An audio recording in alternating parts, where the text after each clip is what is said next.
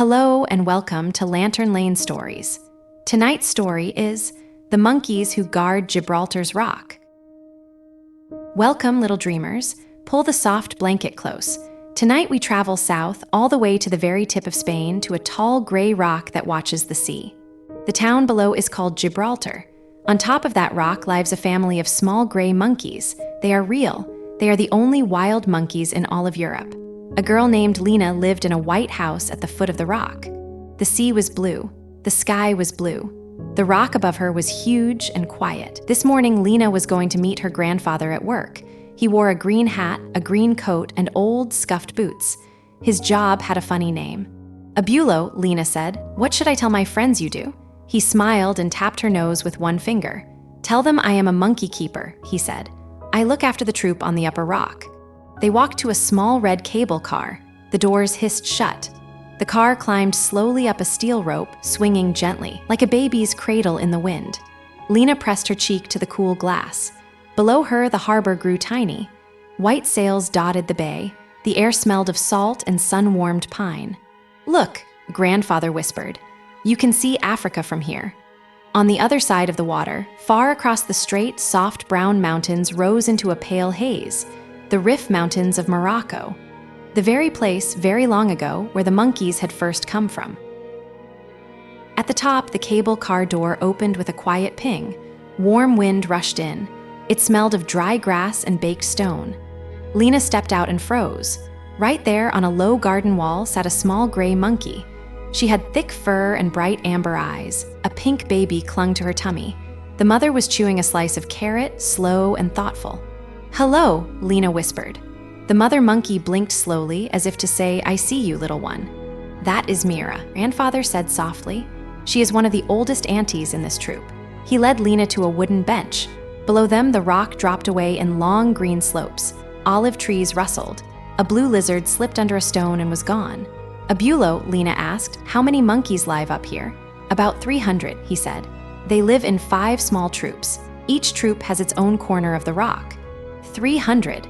Lina counted on her fingers and ran out very fast. That is so many. It is, grandfather said, but it was not always this way. He took out a thermos and poured warm cocoa into a tin cup. The steam smelled sweet like a winter morning indoors. Long, long ago, he began, the very first monkeys came across the water. From those brown mountains we saw from the cable car. He pointed at Africa, sleeping in the haze. They are called Barbary macaques, he said. Some people call them rock apes, but that is a small mistake. They are little monkeys with no tails, but they are not apes. Lina looked at Mira's back. Sure enough, no tail, just a soft gray curve like the top of a smooth pebble. Why are they only here? Lina asked. Why nowhere else in Europe? No one is quite sure, grandfather said. The rock is warm. The cliffs hide them. The sea keeps them safe. They simply chose to stay. A tiny pink hand reached up and tugged Mira's ear. Mira gave a quiet, fond grunt. What do they do all day? Lina asked. In the morning, grandfather said, they climb, they look for fig leaves and acorns and the white blossoms of the rock. They sit in the sun and pick small bugs from each other's fur. The aunties pass the babies around like loaves of warm bread. And when it rains, they tuck under stone ledges, he said. They huddle close. The young ones complain, the old ones shrug. Lina laughed. The wind brought the smell of orange peel and dry juniper from somewhere down the slope. A small breeze moved through the rosemary bushes. Mira yawned and showed pink gums. The baby on her chest squeaked once, then settled. Grandfather's voice grew quiet. I want to tell you about a hard year, he said. A very long time before you were born. The year was 1944. Lina sat very still. She liked stories that began with a number. It made them feel real. In those years, grandfather said, the world was loud. People had less food. Times were not gentle. And up here on the rock, the troop grew thin. Thin? Lina asked. Yes, there were only 7 monkeys left, he said. 7 on the whole rock. Lina held up 7 fingers. She looked at the long green slope. 7 was nothing. 7 would be lonely. There is an old story, grandfather said. It says, as long as the monkeys live on this rock, the rock will be safe. So when people heard there were only 7, the whole town began to worry. What happened? Lina asked. A famous leader heard the news, grandfather said. A man with a round face and a big black hat. His name was Winston Churchill. He sent a short message. He said the monkeys must not vanish. Lina smiled. A leader sent a message about monkeys? He did, grandfather said. Boats were called. Wooden crates were lined with straw. Quiet men sailed across the strait to those brown mountains and very gently brought new monkeys home. Were they scared? Lina asked. A little, I think, he said. But the crossing was short. From here you can almost throw a stone to Africa. The sailors fed them figs and slow, kind words. The crates rocked with the small waves. By morning the new arrivals were blinking up at our same blue sky. And then slowly the troop grew, grandfather said. 1 winter, 2 winters, 10 winters, the babies came. The mothers slept on the warm stones. The forest grew loud with little voices again. Lina looked at Mira, then at the pink baby, then at the wide hill below. And now, she said, there are 300. Now there are 300, grandfather said.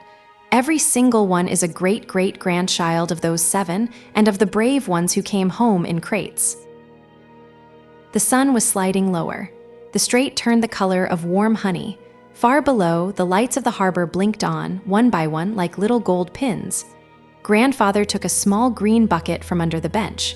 Inside were apple slices, carrot sticks, peanuts, and a few ripe figs. Time for the evening round, he said. Would you like to help? Lina nodded so fast her hair bounced. They walked along a stone path. Grandfather set the food in special places.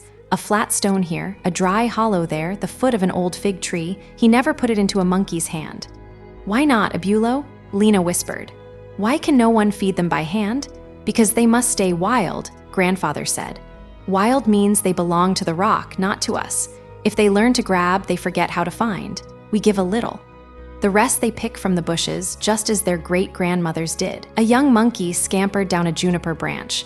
He sniffed an apple slice. He took it neatly between 2 pink fingers and sat to eat. He looked at Lina. Lina looked at him. Neither of them spoke. It was a friendly kind of quiet. Abulo, Lina whispered, are visitors allowed up here? Yes, he said. People come from all over the world. They ride the same red cable car. They watch. They take photos. They are not allowed to feed, though. There is even a little fine if they try. The fruit is for the keepers to bring. Lina liked that. Watching was a soft thing. Feeding was a careful thing. Each had its place. Mira hopped down from her wall. She sat near grandfather's boot, picked up a fig, and chewed slowly. The baby on her chest blinked up at the sky. Above them, the first star woke up. It was small and silver. The wind smelled of warm thyme and sea salt. Abulo, Lina whispered, will the monkeys still be here when I am old? I think so, grandfather said. 5 troops, 300 sleepy heads. Keepers like me and like the next ones after me. The story is long, the rock is patient. Lina yawned. The cable car bell rang far below, soft as a lullaby on the wind. Mira tucked her baby a little closer. She closed her amber eyes. One by one, the troop folded themselves into the rocks for the night, like gray stones tucking into bigger gray stones. Lina took her grandfather's hand. She thought about the 7 monkeys and the wooden crates and the brown mountains across the sea. She thought about how some promises are kept by people, and some are kept by little quiet creatures who do not even know they are keeping them. Tomorrow, the sun would rise over Africa. Tomorrow, the keepers would walk out again with their green buckets. Tomorrow, Mira would sit on her warm wall and watch the harbor wake up. But tonight, the rock breathed slow. The sea breathed slow. The little gray monkeys breathed slow. And so, Gibraltar also slowly, slowly fell asleep. Good night.